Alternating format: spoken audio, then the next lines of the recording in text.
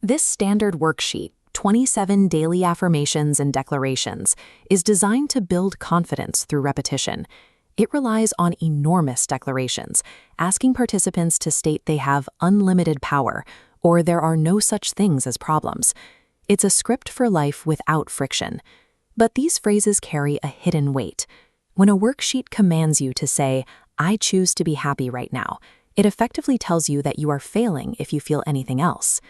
For someone in the middle of real suffering, these affirmations create a second layer of struggle. Now, they aren't just in pain, they are also failing at the correct recovery mindset. These forced declarations rarely build true self-worth. They build a brittle facade, one that tends to shatter the moment it encounters the pressure of the real world. In a physical recovery room, the work is about taking those facades apart. Dave sits in the back of this room. He is a sharp observer, taking meticulous notes and analyzing every flaw in the group's materials. Dave spends his time translating these shiny slogans into something he can actually use. He takes a phrase like, "I create the life I want," and anchors it in reality.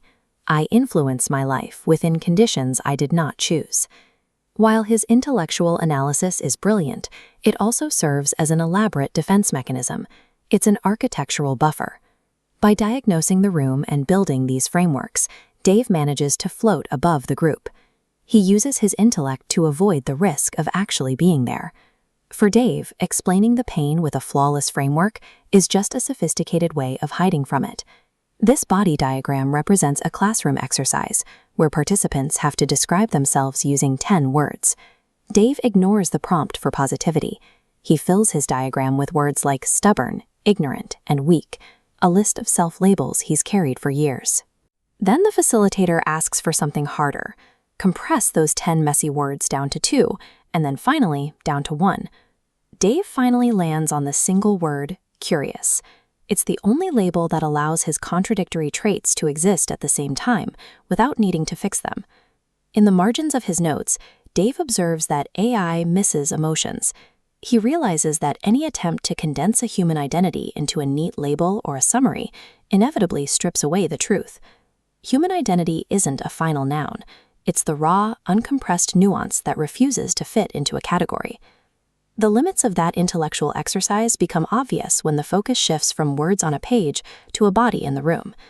Beneath a whiteboard that says teachable and willing, a group member named William drops into a full plank on the carpet. A word like teachable is just air until it acquires the physical friction of a vulnerable act. William isn't talking about willingness anymore. He is enacting it. Dave watches this, and it triggers a realization about relational epistemology. He sees that self-belief isn't something we can manufacture alone in a vacuum. It requires an external witness. William's vulnerability is real because Dave saw it. For Dave, durable worth comes from borrowing the eyes of someone else, using their testimony of your actions to counter the internal voice of shame. The shift happens when the room finally turns that same witnessing power onto Dave. The group identifies him with 2 specific labels, knowledgeable and avoidant.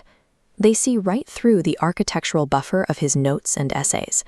They recognize the intellect as a shield he uses to stay safe from the emotion of the room.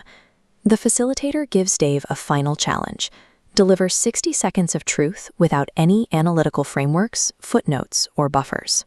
Realizing that his meticulous preparation is just another defense mechanism keeping him isolated, Dave finally stops the performance.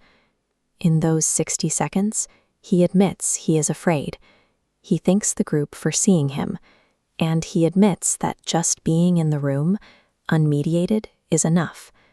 Self-worth becomes real at the moment the architecture drops, and a person chooses to be seen exactly as they are.